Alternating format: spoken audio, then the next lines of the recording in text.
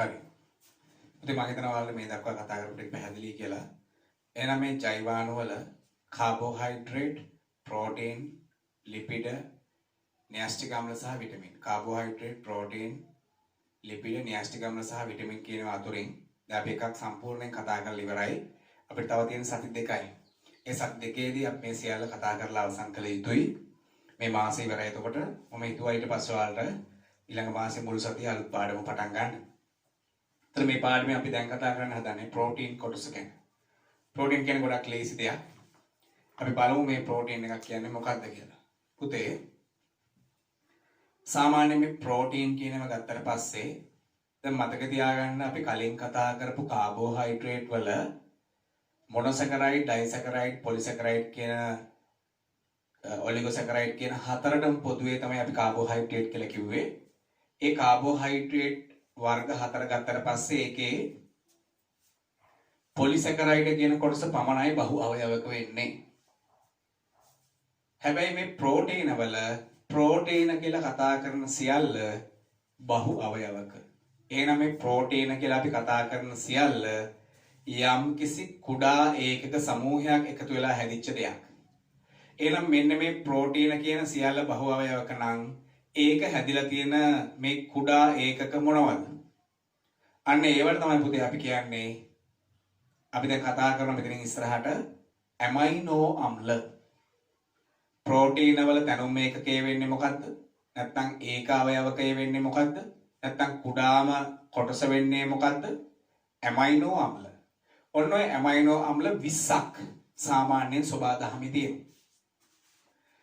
ඒ 20 විවිධ ආකාරයන්ට බැඳීමෙන් තමයි විවිධාකාර ප්‍රෝටීන අති විශාල ගණනක් මේ සබාදහම තුල පවතින්නේ. පැහැදිලිද?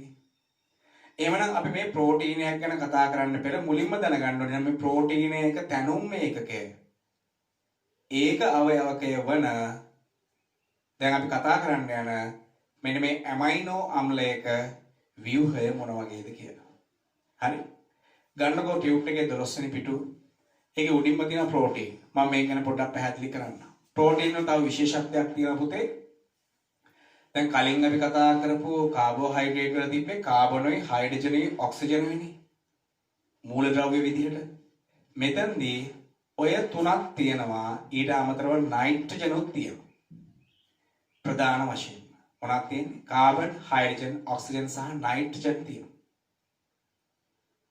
ඒ වගේම මේකේ ඇතැම් විට විවිධ ලෝහවල අයන මම මේක ඉස්සරහට කියන්නම් පැවතිය හැකියි. මොනවද ඒ ලෝහ අයන කියන එක මම ඉස්සරහට කියන්නම්. හරි? රයිට්.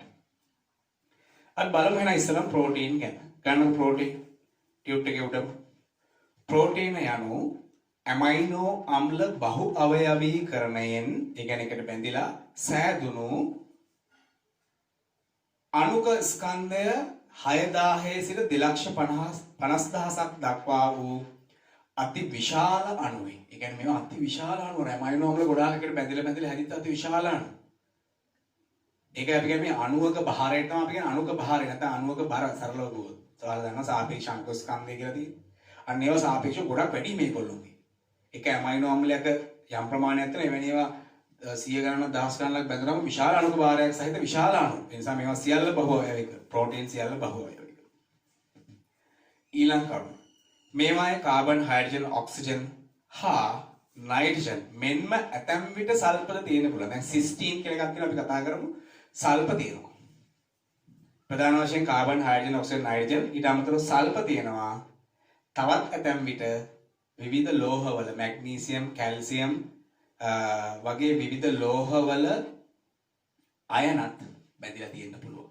හරි බලමු අපි. ඔන්න අයකට දෙත දාන්න චුට බලන්න.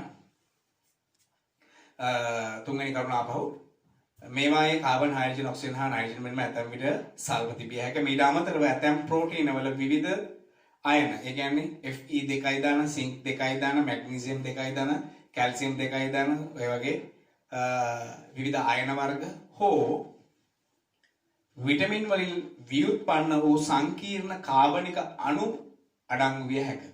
ඒ කියන්නේ සමහරවිට මේ ප්‍රෝටීන් එකට ඔය මං කියව විදිහේ ලෝහ අයන, කැල්සියම් අයන, මැග්නීසියම් අයන ඔය වගේ ආයන වර්ග. කැල්සියම් 2 ධන ආයන, මැග්නීසියම් 2 ධන ආයන, යකඩ 2 ධන යකඩ සූත්‍රයේ Fe 2 ධන වගේ ආයන වර්ග හෝ ඇතැම් විටමින් වල කොටස් මේ ප්‍රෝටීන් එක්ක බැඳිලා විවිධ සංයෝග හදනවා. හරි? right. ඔන්න ඊට පහලින් තියෙනවා ඇමයිනෝ අම්ල ගැන. ඒ කියන්නේ මේ ප්‍රෝටීන් එක තැනුම් මේකකය වන ඇමයිනෝ අම්ල මොන වගේද? අපි බලමු මෙන්න මේ ඇමයිනෝ අම්ලයක් මොන වගේද කියලා. පුතේ ඇමයිනෝ අම්ලයක් කියන එකක් මෙන්න මෙහෙමයි. ඕකේ අනිවාර්යෙන් තියෙනවා මෙන්න මේ වගේ කාබන් පරමාණුවක්. ඒ කාබන් පරමාණුවට බැඳිලා තියෙනවා අම්ල කාණ්ඩයක්. අපි දන්න අම්ල කාණ්ඩයක් කියන්නේ මොකක්ද දැන් මේ වෙද්දි? කාබොසිලික් අම්ල කාණ්ඩයක් කියන්නේ COOH ගන්නේ. ඔය COOH එකත් එක්ක මේ කාබන්ට බැඳිලා තියෙනවා තව NH2 කාණ්ඩයක්, ඇමීන් කාණ්ඩයක්. ඇමීන් කාණ්ඩයක්. මේ තියෙන මොකද්ද? මේ තියෙන කාබොසිලික් අම්ල කාණ්ඩය, මේ තියෙන මොකද්ද? ඇමීන් කාණ්ඩය. සහ අනිවාර්යෙන් තව බැඳිලා තියෙනවා හයිඩ්‍රජන් පරමාණුවක්.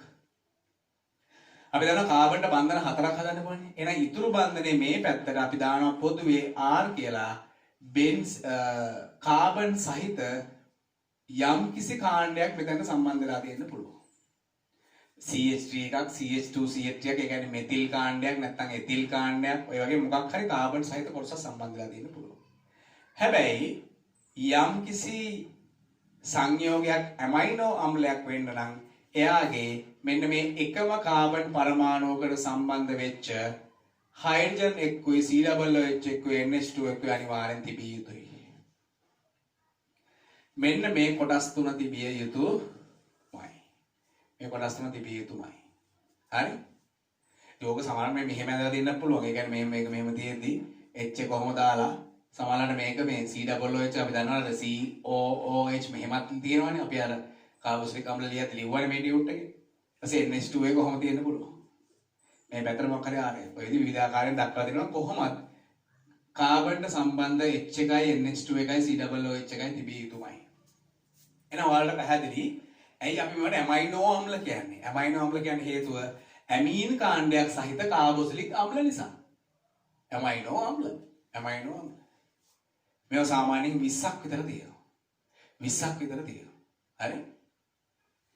right. එහෙනම් ඔන්න ඔයාලට ඇමයිනෝ අම්ලයක ව්‍යුහය පැහැදිලි කියලා මම හිතනවා. අපි චුට්ටක් බලමු ඔතන.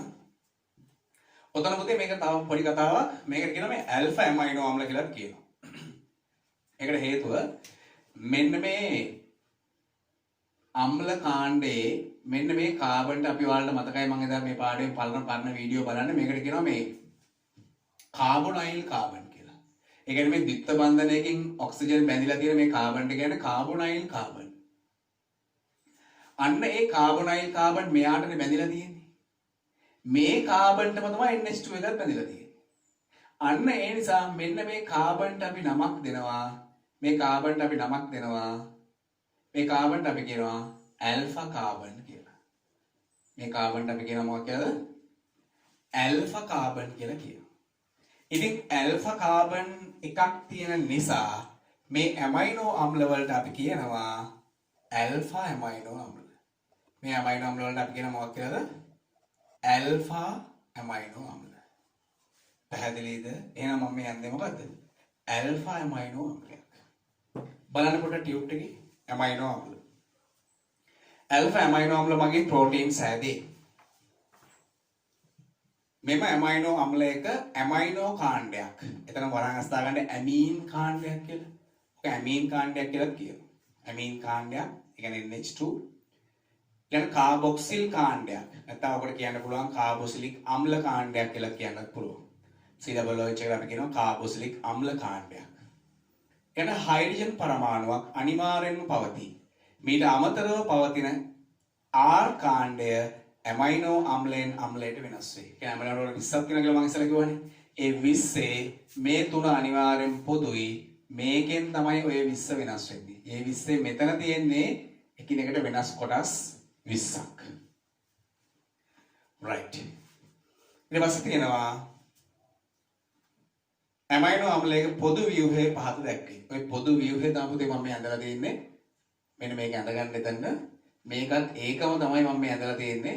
දෙකම ඇඳගත්තත් කමන්නේ. හරි ඔය දෙකෙම කියවෙන්නේ එකමයි හැබැයි ඈ ඔය දෙකක් එහෙම නෙමෙයි.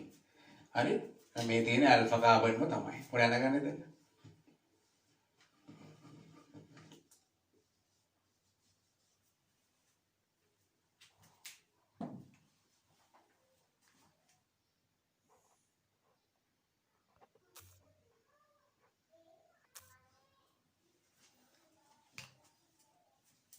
හරි. මේක ඔයාලා නම් කරගන්න මෙන්න මේ කාණ්ඩය. මේ කාණ්ඩය මොකද්ද? කාබොක්සිල් කාණ්ඩය නැත්නම් කාබොක්සිලික් අම්ල කාණ්ඩය කියලා අපිට කියන්න පුළුවන්. ඒක නම් කරගන්න මොකද්ද? කාබොක්සිල් කාණ්ඩය. මේ තියෙන කාබොක්සිල් කාණ්ඩය. කාබොක්සිල් කාණ්ඩය. මෙන්න මේක නම් කරගන්න ඇමීන කාණ්ඩය.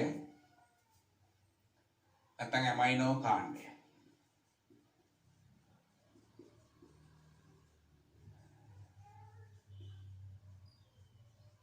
right එහෙනම් ඔන්න ඇමයිනෝ අම්ලයක view එක. right. එතන බලන්න පහලින් ඔයාලා අඳගත්ත තැනට පහලින් රූප සටහනට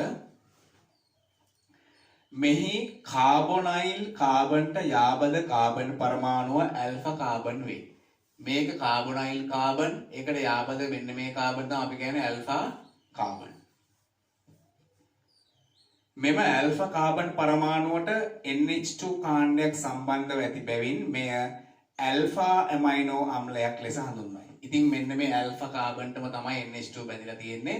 ඒ නිසා මේකට අපි කියන්නේ ඇල්ෆා ඇමයිනෝ අම්ලයක් කියලා. ඔන්න අපි ඒක අඳගත්තා. මම ඊළඟ කරුණ ජීවි දේහ තුල මෙම ඇමයිනෝ අම්ල වර්ග 20ක් ඇත. මම ගෝ අපේ සාමාන්‍ය ජීවීන් තුල 20ක් තියෙනවා. ඒවා එකිනෙකට වෙනස් වෙන්නේ අන්න අර R කාණ්ඩයේ වෙනස් වීමෙන් කියලා කිව්වා. එම ඇමයිනෝ අම්ල වර්ග 20 විවිධ සංඛ්‍යාවන් සහ විවිධ අණුපිළිවෙලට බහු අවයවීකරණයෙන් ප්‍රෝටීන් සෑදේ. මෙම ඇමයිනෝ අම්ල 20න් 9ක් මිනිස් දේහය තුළ නිපදවිය නොහැක. ඒ කියන්නේ මේ 20න් 9ක් අපේ ඇඟේ ස්වභාවිකව හැදෙන්නේ නැහැ. ඒතර ඒවා අපි ආහාර වශයෙන් පිටතින් යම් ක්‍රමවේදයකින් ලබාගත යුතුයි. ඒතර කොහොමද මේ වැඩේ කරන්නේ? කොහොමද මේවා ගන්න? ඔක් කරන්නේ මෙහෙමයි.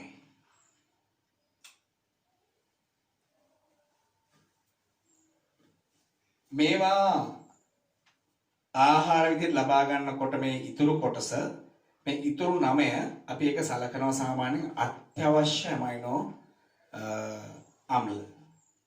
ඒකට හේතුව ඒවා අපිට පිටතින් ලබාගත යුතුම නිසා කොහොම හරි ඔය පිටතින් ලබා ගන්න හෝ අපේ දේහය හැදෙන දේවල් විවිධ අණුපිළිවෙල වලින් බැඳිලා මෙන්න මේ ප්‍රෝටීන් හැදෙනවා.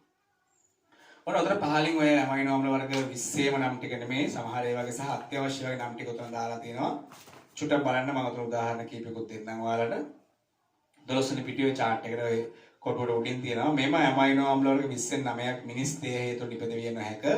එම ඇමයිනෝ අම්ල අත්‍යවශ්‍ය ඇමයිනෝ අම්ල ලෙස හඳුන්වයි. ඔන්න මේ 9 නම් ටික අපේ සිලබස් එකේ දීලා තියෙනවා. ඒ තමයි මොනවාද? histidine, leucine, lysine, methionine, phenylalanine, threonine, tryptophan, valine හා isoleucine. අයි බලන්න histidine, leucine, lysine, methionine, phenylalanine, threonine, tryptophan, valine, isoleucine. ඔය තමයි අර අත්‍යවශ්‍ය මේදාම්ල 9. ඕකෙන් කීපයක් අපි දැනගත යුතුයි. මම උතන උදාහරණ කීපයක් ඔයාලට ඇඳලා දෙන්නම්. ඒවා ඔයාලා ඔය කොටුවේ ඇඳගන්න.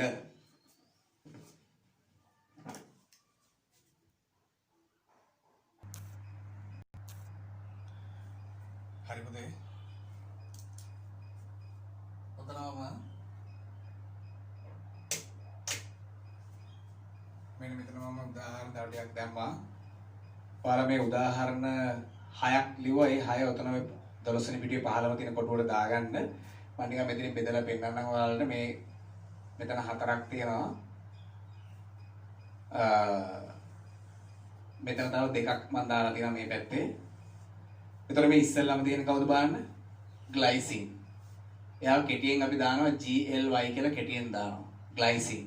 ඒතර මෙයාගේ බලන්න NH2COOH ඒ ටික තියෙනවනේ හැමෝගෙම. වෙනස් වෙන්නේ මෙන්න මෙයා. මෙයාගේ තියෙන H එකක් පමණයි. මේ පැත්තට අර R කාණ්ඩයේ විදිහට එයාගේ එතන තියෙන H එකක්. මේ ග්ලයිසින් තමයි සරලම ඇමයිනෝ අම්ලය වෙන්නේ. ග්ලයිසින්. ඊළඟ එක බලන්න. එයාගේ මේ ටික අර විදිහටම තියෙද්දි මෙතන තියෙන CH3 එකක්. R කාණ්ඩයේ විදිහට තියෙන CH3 එකක්. ඇලනින් සංකේතය ALA. ඇලා. මේක ග්ලයි අරක ඇලා. ඊට වැලින්. ඒතර මෙයාගේ ගත්තට පස්සේ මෙයාගේ මේ ටික කොහොමද තියෙනවමයි මේ පැත්තට තියෙන්නේ මෙන්න මේ කොටස. කාබන් එකයි මෙතන CH3 එකයි මෙතන H එකයි මේ පැත්තට ආපහු CH3 එකක්. මෙතිල් කාණ්ඩ දෙකක් තියෙනවා. මේ තියෙන වැලින් වැල් කියලා කෙටියෙන් දාන්න. මෙන්න තියෙනවා අයිසොලියුසින් ලියු කියලා කෙටියෙන් දානවා. එයාගේ මේ ටික කොහොමද තියෙනවා? මෙන්න මේ ටික තමයි R කාණ්ඩයේ විදිහට එයාගේ තියෙන්නේ. එතකොට මේකමයි මේකේ මේ මැද්දට තව CH2 එකක් ඇවිල්ලා තියෙන්නේ. හරි? ඊළඟ එහා පැත්තේ තයිරොසින් මෙයා ගත්තට පස්සේ මෙයාගේ විශේෂත්වය මෙයාගේ බෙන්සින් කාණ්ඩයක් සහිත මෙන්න මේ කොටස තමයි ඔය කියන අපි කතා කරන R කාණ්ඩයේ විදිහට හොඳියි. එතකොට බෙන්සින්ගේ මේ පැත්තේ OH මේ බෙන්සින් සම්බන්ධ වෙලා තියෙනවා. පීනෝල් කාණ්ඩයක් මේ සම්බන්ධ වෙලා තියෙන්නේ. එයා කවුද? තයිරොසින්. ඊළඟට ඉන්නවා සිස්ටීන්. මෙන්න තියෙන සල්ෆ අඩංගු එක්කන. ඒතර මෙයාගේ මේ කාණ්ඩය තුල මේ බලන්න සල්ෆත් තියෙනවා. මෙතන CH2 එකයි SH එකක් තියෙනවා. එහෙනම් මේ තමයි සල්ෆ අඩංගු ඇමයිනෝ අම්ලය සිස්ටීන්. සිස්. හරි? ඒ උදාහරණ 6 ඔය කොටුවට අඳගන්න. 12 වෙනි පිටු. 12 වෙනි පිටුවේ යටම තියෙන කොටුවට. ඊළඟට තව පොඩි කාරණාවක් මෙන්න මේ ඇමයිනෝ අම්ලයක් ගත්තට පස්සේ මනියා සරල ඇමයිනෝ අම්ලයක් අපි ලියමුකෝ. අපි දන්නවා COOH එක මේ පැත්තේ අනිවාර්යෙන් තියෙන්න ඕනි. NH2 එකත් අනිවාර්යෙන් තියෙන්න ඕනි. H එක තියෙන්නත් ඕනි. අනිත් පැත්තට යම් R කාණ්ඩයක් තියෙයි. මේ පොදුවේ මම ඇමයිනෝ අම්ලයක ව්‍යුහය ආපහු ඇඳලා. පුතේ මෙහෙම ඇමයිනෝ අම්ලයක් ඇඳලා මේක අම්ලයක් නේ. අම්ල සියල්ලම ද්‍රවීයයි. අපි කතා කරන කලින් ද්‍රවීය අණු ගැන.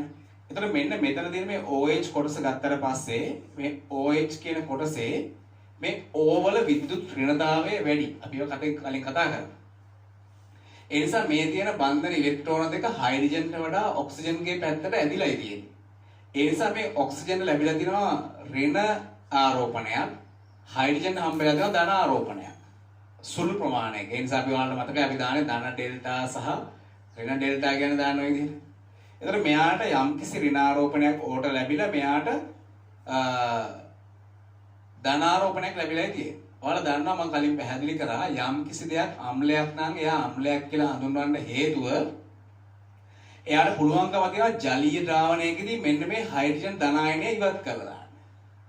එහෙම මේ හයිඩ්‍රජන් ධන අයනය ඉවත් කරොත් මෙතන ඉතුරු වෙන්නේ මෙන්න මේ ඍණ අයනය පමණයි. අපි ඔක කෙටියෙන් ඍණ කියලාම දාමුකෝ. මෙන්න මෙයා තමයි ඉතුරු වෙන්නේ. එහෙනම් ජලීය ද්‍රාවණයකදී ගත්තොත් මේ ඇමයිනෝ අම්ල මේවා අම්ලනේ. මේවා තියෙන්නේ මෙන්න මේ විදිහට අයන බවට විදිලායි තියෙන්නේ. හරි? එහෙනම් මේ කොටස වෙනම තියෙනවා. ඊට අමතරව ජලීය ද්‍රාවණය තුළ හයිඩ්‍රජන් ධන අයනක් තියෙනවා. විඝටනය වෙලා ඔන්න ඔය විදිහට තියෙනවා. ඔහොම විඝටනය වෙලා හැදෙන එකේ මෙන්න මේ H එක මෙන්න මේ H එක නැවත ගිහින් සම්බන්ධ වෙන්න පුළුවන්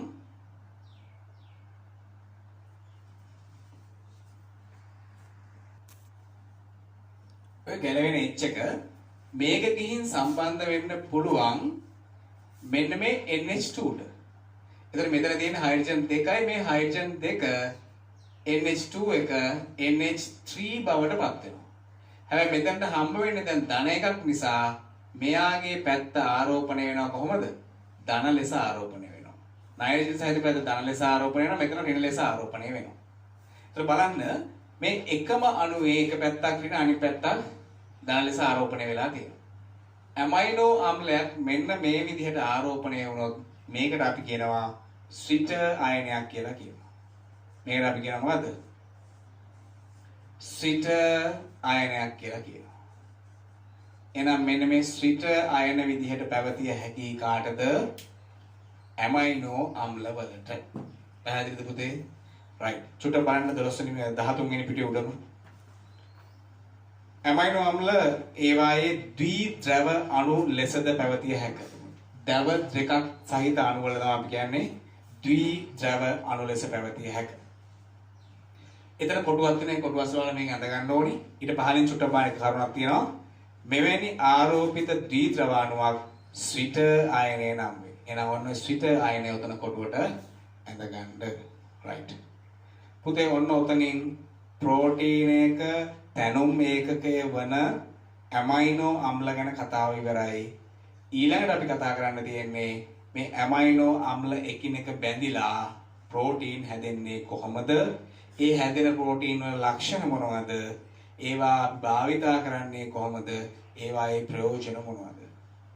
ඒ ටික අපිට සති දෙකයි තියෙන්නේ. ඒ සති දෙකෙන් ඔය ප්‍රෝටීන ටිකයි and විටමින් ටික තියෙනවා, ලිපිඩ ටික තියෙනවා, ඇස්ටික් අම්ල තියෙනවා. ඒවා ඇත්තට ලොකු කතා නෙමෙයි. ප්‍රෝටීන් වල තමයි වැඩි ප්‍රකොටසක් තියෙන්නේ. ප්‍රෝටීන් ටික ලබන සතිය ඉවර කරලා විටමින් ටිකත් ලබන සතිය ඉවර කරනවා මම. ඒත් අපිට ඉතුරු වෙන්නේ ඊට පස්සේ අවසාන සතියේ කතා කරන්න ලිපිඩ ටික සහ න්‍යාස්ටික අම්ල ටික. ඒ ටික අපිට කතා කරන්න පුළුවන්. ඊළඟට තෝරාගත්ත පාඩම මම ඊට වඩා චුට්ටක් පොඩි පාඩමක් ගත්තා. ඒකට හේතුව ඊළඟ මාසේ මම බලාපොරොත්තු වෙනවා මේ පාඩමෙන් ටෙස්ට් එකක් තියන්න. ඒ නිසා ඒ ටෙස්ට් එකට කාලය අවශ්‍ය නිසා මේ පාඩම වල ටිකක් පුංචි පාඩමක් තමයි ලබන මාසේ තෝරගෙන තියෙන්නේ. හරි? right. එහෙනම් මේ මාස තුල මේ ටික කරගන්න ඕනේ. එහෙනම් ඔයාලා මේක මෙතනට ඇඳ ගන්න. ලබන සතිය අපි එහෙනම් ඉතුරු ටික කරමු. හරි? එහෙනම් අද රැදී අද මේ ටික හොඳට බලන්න. right. අයිබෝන්.